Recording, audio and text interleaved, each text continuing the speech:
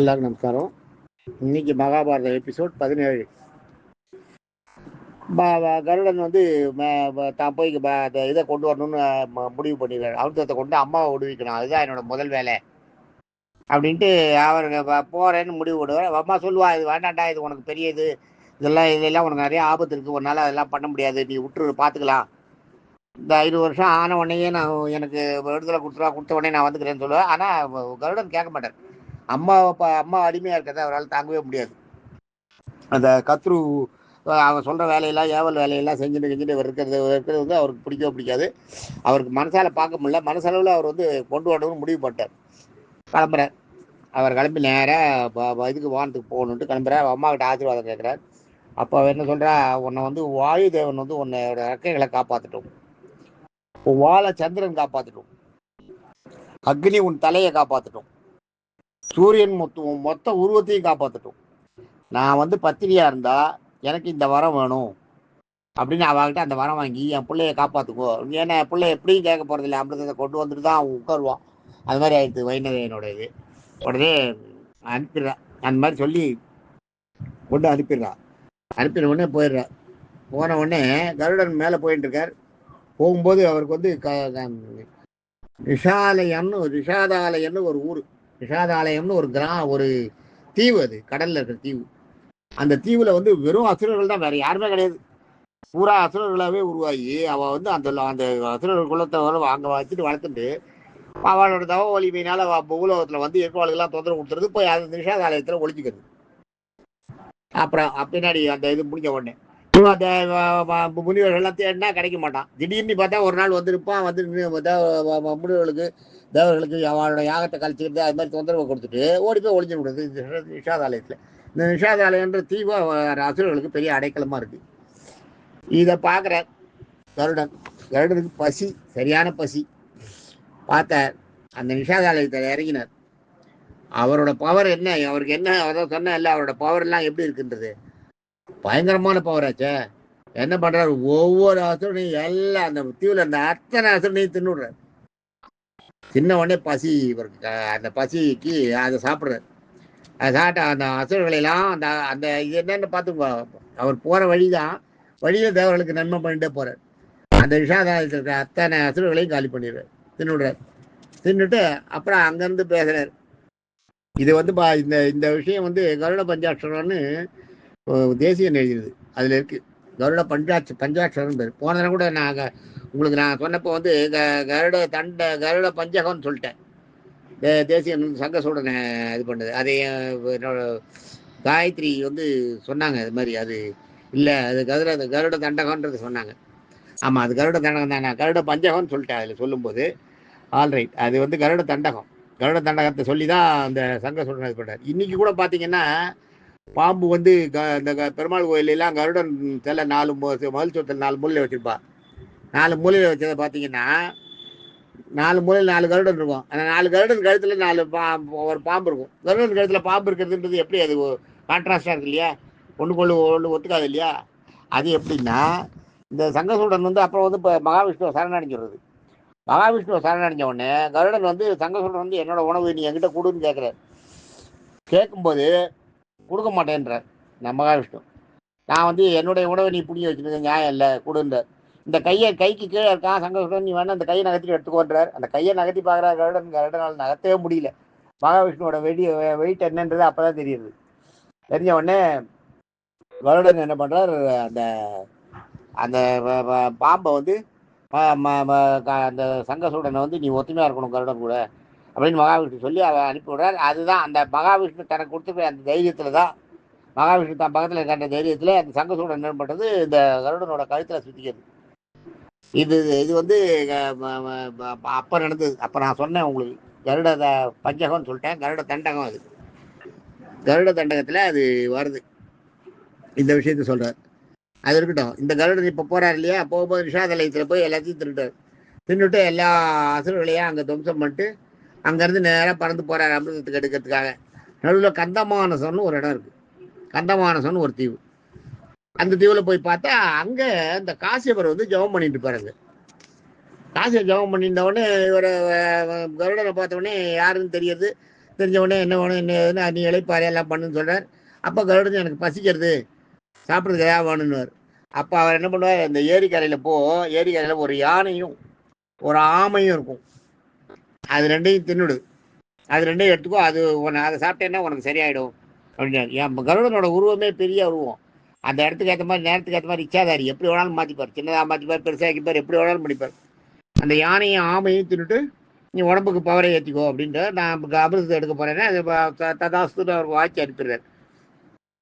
இவர் என்ன பண்றாரு, அந்த யானையும் ஆமையும் போய் பார்க்குறாரு. இந்த யானையும் ஆமையும் யாருன்னா விபாவசு சுப்ரதீகன்னு ரெண்டு அசுரர்கள், ரெண்டு முனிவர்கள். முனிவர்களாக இருக்கவ அவ கோபதாபங்களையும் அடக்கிட்டு இருக்கணும். அது ஒரு இந்த இடத்துல அது ஒரு நம்மளுக்கு அட்வைஸு. இப்போ யாகவ முனிவர்னு ஒருத்தர் சண்டை போடுறாரு பாருங்க. அதெல்லாம் அவெல்லாம் முனிவரே கிடையாது. அது சண்டையே கூடாது. யாகவா முனிவர் சண்டைன்னு ஒன்று காமிச்சான் பாருங்க கொஞ்ச நாளைக்கு முன்னாடி யூடியூப்ல பார்த்தேன். அந்த மாதிரி யாகவா முனிவர் மாதிரி எல்லாம் அது மாதிரிலாம் சண்டை போட்டுக்கூடாது. விபாவசு சுப்ரதீகன்னு ரெண்டு பேர். இந்த ரெண்டு பேரும் முனிவர்கள். ஆனால் இவாளுக்கு சர்வதா சண்டை தான். முனிவர்களே கோபதாபங்களை ஒதுக்கி தான் இருக்கணும். ஆனால் இவர் எப்போ பார்த்தாலும் சண்டை தான் போட்டுருக்குது. சண்டை போட்டுக்கிறது தான் ரெண்டு பேருக்கும் வேலையே, சண்டை போட்டுக்கிறது தான். இப்போ அது மாதிரி சண்டை போட்டுருக்குது. சண்டை போட்டுருந்த உடனே என்ன பண்ணுறார், போகிறார். ஒரு காலில் அந்த யானையை பிடிக்கிறார் கருடன், இன்னொரு காலில் அந்த ஆமையை பிடிக்கிறார். பிடிச்சுன்னா பக்கத்தில் ஒரு ஆலமரம் இருக்கு, அந்த மரத்தில் வந்து உட்கார்றாரு. அந்த ஆலமரத்தில் உட்கார்ந்த உடனே அந்த ஆலமரம் வந்து இந்த இவரோட வெயிட்டை தாங்காத சாயது. அந்த ஆலமரம் சாயத்தை பார்த்த உடனே என்ன பண்றார், அந்த சுப்ரதீசனையும் ரெண்டு பேரும் ரெண்டு காலில் இருக்காரு. இவர் இந்த ஆலமரத்தில் உட்கார்றதுக்கு அழிக்கிற உடனே ஆலமரம் செய்யறது. ஆலமரம் நகரும் போது பார்த்தா, ஆலமரம் சாயிரும் போது பார்த்தா வாழைக்கிள்ளி முனிவர்கள் அது தலைகீழாக தூக்கிட்டு தவம் பண்ணிட்டு இருப்பா. வாழைக்கிள்ளி முனிவர்கள் எங்கே போதாலும் எல்லா இடத்துலையும் தவம் பண்ணுவா. ஆஹா, வாழைக்கிள்ளி முனிவர்கள் தவம் பண்ணாலே இவர் இந்த மரம் சாஞ்சிதுன்னா அவள் வந்து செத்து போடுவாள்ட்டு என்ன பண்ணினா டக்குன்னு தன்னோட அழகால அதோட மரத்தை பிடிச்சிக்கிறார். அந்த மரத்தை பிடிச்சா அப்போ பார்த்துக்கோ, ஒரு காலில் யானை, ஒரு காலில் ஆமை, மூக்கில் வந்து அந்த ஆலமரம். இந்த ஆலமரத்தை கூப்பிட்டு எடுத்துன்னு போய் காசியப்பருக்கு நேராக மேலே பறக்கிறார். இது மாதிரி ஆயிடுச்சு, இது மாதிரி மாட்டின்னு இருக்கேன், நான் என்ன பண்ணுறது, இப்போ என்ன பண்ணுறது, உட்கார முடியல, அந்த மரத்தை விட முடியல, மரத்தை விட்டா வாழைக்கிள்ளி முனிவர் செத்து போடுவா, என்ன பண்ணுறதுன்னே புரியல. உடனே காசியவர் என்ன பண்ணுறார், நீ வந்து மெதுவாக கீழே இறங்கி பறந்து டவுனாக பறக்க சொல்லி அந்த வாழைக்கிள்ளி முனிவர்கள்ட்ட காசியப்பர் வந்து ஒரு வேண்டுகோள் வைக்கிறேன், இது மாதிரி நீங்கள் இறங்கி போயிடுங்கோ, இது மாதிரி ஆயிடுச்சு அப்படின்னு. அதுக்கப்புறம் தான் வாழைக்கிள்ளி முனிவர்களுக்கு அந்த சுய நினைவு வருது. வாழை நிஷ்டையில் இருக்குவா. நிஷ்டையில் எப்பயுமே அவள் வந்து தியானத்தில் இருக்கிறது வேற, நிஷ்டையில் இருக்கிறது வேற. தியானத்தில் இருக்கும்போது வெளி உலகத்தில் நடக்கிற விஷயங்கள் ஓரளவு தெரியும். ஒரு கண்ணை மூடிட்டுருந்தா கூட ஒளியில் நடக்கிற விஷயங்கள்லாம் தெரியும். ரொம்ப தேவையா இருந்ததுன்னா எடுத்துருப்பா, பசிக்கிறதுனா சாப்பிட்றதுக்கு போவா, எல்லாம் போடுவா, மறுபடியும் வந்து தியானத்தில் உட்காந்துருவா. ஆனால் நிஷ்டை அப்படி கிடையாது முனிவர்களுக்கு. நிஷ்டைன்றது அவள் அந்த நிஷ்டையில் போனாள்னா அவளோட எந்த பசி தாகம் தண்ணி தாகம் எதுவுமே இருக்காது. நிஷ்டையில் இருக்கும்போது அவளுக்கு எல்லாமே போயிடும், எல்லாத்தையும் அடக்கிற சக்தி இருக்கும். ஈவன் ஒருத்தன் வந்து ஒரு அசுரன் வந்து இல்லை யாரோ வந்து ஒரு கையை வெட்டினாலோ ஒரு காலை வெட்டினாலோ அவளுக்கு தெரியாது. கால் பாட்டுக்கிற வெட்டி ரத்தம் கொட்டின்னு இருக்கும், அவள் பாட்டுக்கு நிஷ்டையிலே இருப்பாள். அவளுக்கு அந்த வலியும் தெரியாது. அதுக்கெல்லாம் சக்தி இருக்குது. அந்த மாதிரிலாம் பண்ணுவா அது முனிவர்கள். அது மாதிரிலாம் யாகம் பண்ணுவா. நிஷ்டையில் உட்காந்துட்டாள்னா அவளை ஒன்றும் பண்ண முடியாது. அது மாதிரி நிஷ்டையில் இருந்த இந்த வாழைக்கிள்ளி முனிவர்கள் கட்ட வர அளவு தானே, அவகிட்ட இது பண்ணவொன்னு நிஷ்டையில் இருந்தவா. அப்போ தான் அந்த காசியப்பரோட தவ வலிமையால் தான் சொல்கிறாரு அவர்கிட்ட. சொன்ன உடனே காசியப்பரோட இதை பார்த்த உடனே தெரியுது. அப்புறம் கண்டுபிடிச்சிட்டு பார்த்தா மரத்தில் தொங்கிட்டு இருக்கிறது. மரத்தில் தொங்கிட்டு இந்த நிஷ்டையில் போனப்போ இது மரம் எடுத்து சாஞ்சுறது, கருடன் காலில் தூக்கிட்டு இருக்கிறது எல்லாத்தையும் பார்க்குறாரு. கருடனுடைய வலிமையை கண்டு அப்பான்னு சந்தோஷப்படுறார். நம்ம கேட்டோம், தவம் பண்ணி கேட்டோம், இவன் வந்து இந்திரனுக்கு சரியான வலிமை தான், இந்திரன்கிட்ட தான் இருக்கு அமிர்தத்தை எடுக்கிறதுக்கு போறான், போயிட்டு வரட்டும், ஜெயிச்சுன்னு வரட்டும். இந்திரனை ஜெயிச்சாதான் இந்திரனுக்கு தெரியும் அப்ப நம்மளை பத்தி என்னன்னு. நம்மளை வந்து பழிச்சவனுக்கு வந்து அந்த இந்திரன் ஜெயிக்கப்பட வேண்டியவனே, அவனுடைய கர்வத்தை அடக்கணும் அப்படின்ட்டு இவர் சொல்லிட்டு அவர் கருடனை வாழ்த்துட்டு அவ இறங்கி கந்தமானத்துல அவன் இறங்கிட்டு போயிடுறா. அந்த கருடனுக்கும் அந்த ஆமைக்கும் வந்து முனிவராக இருந்தா இல்லையா, அவள் மறுபடியும் முனிவராகாத அவள் வந்து சொர்க்கத்துக்கு போயிடுறான். ஏன்னா அவளுக்கு வந்து முழுசா அவளுக்கு வந்து அந்த முனிவர்களுடைய அந்த குணங்கள்லாம் இல்லை. சொர்க்கத்தில் போய் அவன் செஞ்ச தாவத்துக்கு அந்த பலனை அந்த நன்மையை அனுபவிச்சு மறுபடியும் பூமியில வந்து மனுஷனா பிறந்துடுறான். இந்த மாதிரி இன்னும் இந்த கருடன் வந்து இந்த மாதிரி எடுத்து வாயில ஆலமரத்தை பிடிச்சிட்டு இருக்காரு பாருங்க. ஒரு காலில் யானை, ஒரு காலில் இது இருக்குது. அது இன்னைக்கு கூட திருக்குறக்குடி கோயிலில் போனீங்கன்னா இருக்கு. திருக்குறக்குடி கோயிலில் உள்ள மண்டபத்தில் அந்த கோபுரத்தில் நுழைஞ்சு உள்ள திரும்பி போனீங்கன்னா, திரும்பி போகும்போது அந்த இதில் அந்த சிற்பம் இன்னைக்கும் இருக்கு. இன்னைக்கும் அங்கே இருக்கு. ஆலமரத்துல இருந்து ஆலமரத்தில் இருக்கும், ஒரு ஆலமரம் இருக்கும். ஆலமரத்தில் அந்த இது தொங்கிட்டு இருக்கும். 4 முனிவர்கள் தொங்கிட்டு இருப்பா, சின்ன சின்ன உருவமா. ஒரு காலில் யானை, ஒரு காலில் வந்து பெரிய கருடன் இருக்கும், ஒரு காலில் யானை இருக்கும், இன்னொரு காலில் ஆமை இருக்கும். இதெல்லாம் இருக்கும். இத மாதிரி கருடன் வந்து தேவலோகத்துக்கு அமிர்தத்தை கொண்டு வரதுக்கு போறார். உள்ள தேவனுடைய சேனைகளை வீழ்த்துறார். தேவரோட சேனைகள்னா, தேவருடைய சேனைகள் வந்து பௌமனன் தேவசேனையோட வந்து சேனாதிபதி. அவனையெல்லாம் ரொம்ப ஈஸியா தூக்கி போட்டுறாரு. அவனை அடிச்சு தூக்கி போட்டு, அவன்லாம் பெரிய சேனை, பெரிய வித்தகாரம். அந்த பௌமனனை தூக்கி போட்டு போயிட்டே இருக்காரு. ஒரு பாட்டுக்கு ஒரு போற வேகத்துக்கு ஆளால ஈடு கொடுக்க முடியல. அதுக்கடுத்து இந்திரன் வரான். இந்திரனை வந்து இந்த ரெக்கையில ஒரு அடி அடிப்பார், அவ்வளவுதான். இந்திரன் சுருண்டு போய் விழுந்துருவான். ஒரே அடி தான். அதுக்குள்ள அந்த அடியே தாங்க முடியாது அவனால். போயிடுவார். போனா அதுக்கு அடுத்தது பார்த்தா பெரிய நெருப்பு வளையம் இருக்கும். அவங்க நெருப்பு வளையம் பெருசா இருக்கும். இந்த வளையத்தை தாண்டி போகணும். அமிர்தத்தை கொண்டு வரணும்னா அமிர்தத்துக்கு காவல் இதெல்லாம். பெரிய நெருப்பு வளையம் இருக்கும். அந்த நெருப்பு வளையத்தை எடுக்கிறதுக்கு என்ன பண்றார், எப்படி இதை அணைக்கிறதுன்றது தெரியல. அதுக்கு என்ன பண்றாரு, வருணனை வேண்டார்.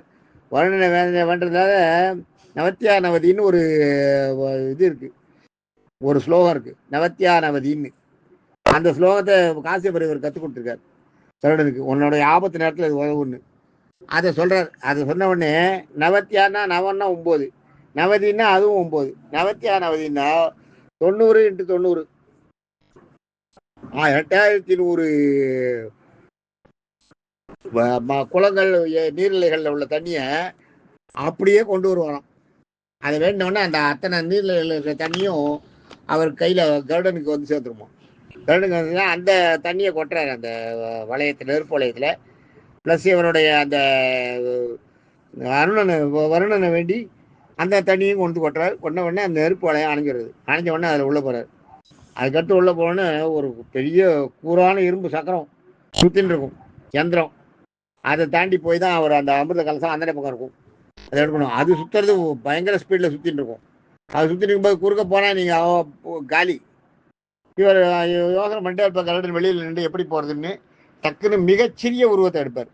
இது வரைக்கும் மிகப்பெரிய உருவத்தை நம்ம பார்த்தோம் இல்லையா. இப்போ வந்து அந்த இதுக்குள்ள பூந்து போற அளவுக்கு ஒரு வண்டோட சின்ன அளவுக்கு ஒரு உருவத்தை எடுத்துட்டு கிட்ட போய் அந்த சக்கரத்துக்கிட்ட போய் அந்த சக்கரம் அந்த அந்த இது இருக்கு பாருங்க, அந்த வீல். அது வந்து ஒரு வீலுக்கு இன்னொரு வீலுக்கு நடுவில் அது அது பாஸ் ஆகிறதுக்கு அந்த சக்கரம் சுற்றிட்டு இருக்கிற ஃபேன் ஸ்பீடில் சுற்றுறதுன்னு வச்சுக்கோ. ஃபேனோட ஸ்பீடாக சுற்றுறது. சுற்றும் போது அந்த ஒரு வீலுக்கு இன்னொரு வீலுக்கு இடையில இருக்கு பாருங்க, கேப் இருக்கு பாருங்க. அந்த இடத்த அந்த 2 ரெக்கைகளும் கலக்கிறதுக்குள்ள இவர் என்ன பண்ணுவார், அதுக்கு இடுக்கில் பூந்து போயிடுவார். ஏன்னா சின்ன உருவமாக இருக்கிறது. ரெண்டாவது அவ்வளோ ஸ்பீடு, அப்படியே பாயணும். அது கரெக்டாக எய்ம் பண்ணி கரெக்டாக குறி வச்சு அக்யூரேட்டாக மார்க் பண்ணிவிட்டு அந்த ஒரு வீல்லேருந்து அந்த இன்னும் ஒரு சுற்றுற அந்த எந்திரத்துலேருந்து ஒரு வீலில் இருக்க அந்த ரெக்கையை வந்து இன்னொரு ரெக்கை வரத்துக்குள்ள அந்த 2 ரெக்கைக்கு நடுவில் டக்குன்னு பூந்துருவார். டக்குன்னு பூந்து உள்ளே போய் அமிர்தத்தை எடுத்துருவார். அந்த உள்ள பூந்து அந்த அந்த அமிர்தத்தை எடுக்க போகும்போது பார்த்தா அங்கே 2 பெரிய நாகம். அந்த நாகங்களுக்கு என்ன இதுன்னா, தன் கண் பார்வையாலேயே எதிர பார்க்கறது எரிச்சிடும். அது என்ன பண்றது, கருடனை பார்க்கறது. கருடன் சிரிச்சுட்டே இருக்காரு. கருடன் தான் அவங்க அசாத்திய பலசாலியாச்சு. அவ்வளவு சக்தி இருக்கு. வாலக்கிழி முனிவருடைய அந்த தவ வலிமை வந்து அந்த இடத்துல அவர் கை கொடுக்குறது. பார்த்த உடனே அந்த கருடன் ரெண்டும், அந்த பாம்புகள் ரெண்டும் கருடனை பார்த்துட்டு அது மயங்கி விழுந்துருது ரெண்டும். அந்த பாம்பு ரெண்டும் பயந்துடுது. ஆஹா, இவர் பெரிய ஆள். அதான் பாம்புகள் வந்து இன்னைக்கும் கருடனை கண்டு பயப்படுறது காரணம். போனோடனே அந்த கருடன் ஒதுங்கிறது. கருடன் வந்து அந்த அமிர்தத்தை எடுத்துக்கிறார். அமிர்தத்தை கொஞ்சோண்டு சாப்பிடுறார். சாப்பிட்ட உடனே அவருக்கு பயங்கர சக்தி வருது. சக்தி வந்த உடனே பூந்த அந்த சக்கரத்தை உடச்சிட்டு வெளியில வர. அது என்ன சக்தி வந்துடுது இல்லையா, அமிர்தம் சாப்பிட்டார் இல்லையா. அமிர்தம் சாப்பிட்ட உடனே அப்போ அல்லாத சக்தி வந்துடுது. அந்த சத்தத்தை அந்த சக்கரத்தை உடச்சிட்டு அந்த வியூகத்தை உடச்சிட்டு வெளியில வர. வெளியில வந்து நேராக அம்மா கிட்ட எடுத்துட்டு வந்து கொடுக்குறாரு அமிர்தத்தை. அம்மாவை காப்பாற்றிடுறார். அம்மாவுடைய அடிமை தலையிலேருந்து அம்மாவை காப்பாற்றுற கத்தர்கிட்ட கொடுத்து. தேங்க்யூ. நாளைக்கு பேசுகிறேன்.